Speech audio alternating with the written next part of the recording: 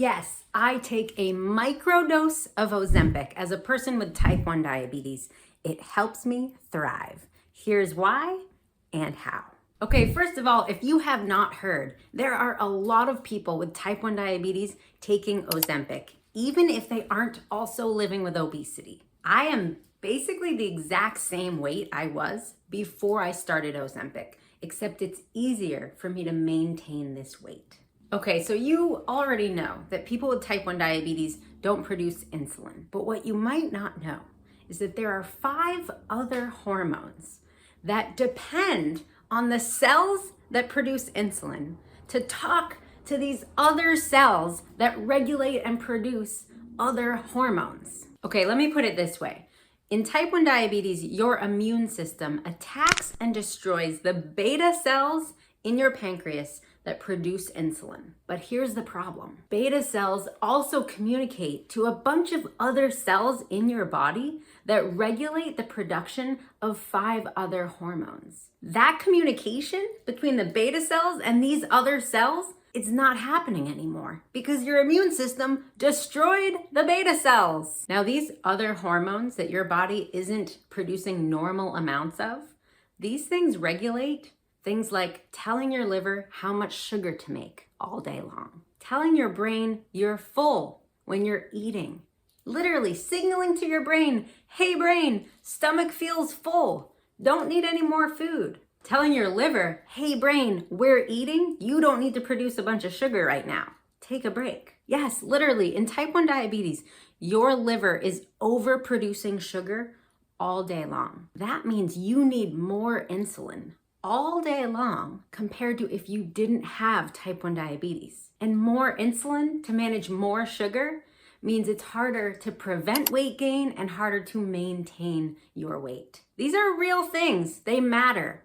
And it means that taking a medication like a GLP-1, Ozempic, or Mounjaro, it's not cheating, it's giving your body something that it's really lacking because there's nobody talking to the cells that regulate these hormones.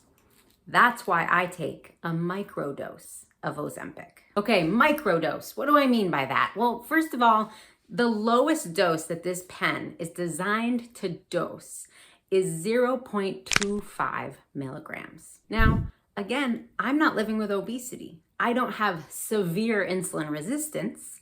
I don't need a big giant dose of this medication. In fact, my friend Chris Zoki, who has type 1 diabetes and he's a nurse practitioner, he says that most of his patients with type 1 who take a GLP-1 medication need very tiny doses, even if they are working to manage their weight and lose a lot of weight. So keep that in mind. If you were prescribed this and you're living with obesity and you have type 1 and you're sick because the dose is too high, Chris says you don't need so much of a dose. By the way, if you are having a hard time getting your hands on a prescription for Ozempic or getting it approved, Chris has a virtual clinic. He's awesome. Visit diabetesnp, like nursepractitioner.com. diabetesnp.com. Go to Chris. Okay, but here's what I do. I know that I could take 0.25. I have taken that dose when I first started taking Ozempic. I didn't feel sick on that dose. I did feel sick if I went any higher than that dose. Any higher was too much. But 0.25, I just figured, okay, that's an okay dose for me, but I want to need as little of this medication as possible. And I have to admit, there's always this fear in my head that the zombie apocalypse is gonna hit, and I'm making sure that I've got enough backup diabetes supplies. So using less than I'm prescribed of Ozempic is part of that whole like preparing for the end of the world and hoping I survive more than a week. Diabetes end of world survival strategy, nightmare. Now, before you freak out that I'm sticking a syringe into a pen of Ozempic, I want to tell you that this is how many companies sell this. Not the pharmaceutical companies if you're getting it with a prescription, but if you're getting it through any of these compounding pharmacies online, they're sending you a vial and they're sending you a syringe. So this is not Wild Wild West. This is just me hacking the pen. Oh, and if you need it spelled out, no, I'm not a doctor. I play my own doctor on social media every day of the week, but I'm not your doctor. I'm nobody's doctor. Talk to your healthcare team before doing anything different. All right, so drawing Ozempic out of this pen with a syringe is actually really easy. 15 units in my U100 insulin syringe is 0.15 milligrams of Ozempic. That's it. If I want to take 17 units, that gives me a teeny bit more. Like, you know, that 2 weeks I knew I was going to be sitting around a lot because I just got an injection in a tear in my hip and I wasn't going to be exercising as much. I bumped up the dose a tiny, tiny amount. And I got to tell you, it was helpful. So I never use my Ozempic pen like a pen. I never put a pen needle on it, so I don't worry about messing up any of the like vacuum pressure of the plunger in here. I only do it like this. Syringe in, draw out, 15 units, and then I give myself that injection every Sunday evening. It's that easy.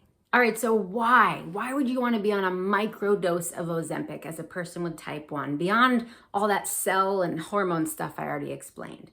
Well, it comes down to the side effects. If I take too much Ozempic, I am fighting lows constantly. When I'm taking just that consistent microdose, I don't have to worry about fighting lows. Instead, I reduced my insulin needs, and that's my new normal. Secondly is the side effects, all that stomach digestive stuff that you've heard about. I don't experience any of that. I enjoy all my meals, but I have seen people with type 1 diabetes taking very large prescriptions of this medication. Large doses, as if they were a type 2 living with severe obesity or severe insulin resistance. They are puking after their meals. And there's a big problem with that, you guys. That's not sustainable. So if you were taking it for weight loss, you're gonna lose that weight because you're puking and you can't even keep a meal down, you can't even eat. And then eventually you're gonna be like, hey, I don't wanna live like this. And you're gonna go off the medication completely, or you're gonna go down to a smaller dose. If you have to go off the medication completely for any reason, your weight is gonna rebound like crazy. Keep the dose small and apply lifestyle habits of learning how to regulate what you're eating and exercising every day to support the benefits of that microdose of your GLP-1 medication. There are still a lot of doctors who will not consider prescribing GLP-1 medications to people with type 1. Those doctors are behind the times. This medication is truly life-changing for type 1 diabetes. Now listen, again, I'll tell you, my weight is the same. My A1C is the same, but I have to put in a lot less effort to manage my weight and manage my A1C. A lot less effort. Everything about blood sugar management and weight management and appetite management and telling my liver to calm down and stop producing so much freaking sugar all the time. All of it so much easier because I am taking a microdose of a GLP-1 medication. The one I've got happens to be Ozempic. By the way, if you need a little help with those exercise habits and managing your blood sugar around exercise, find my book, Exercise with Type 1 Diabetes. It's only 100 pages and it's on Amazon.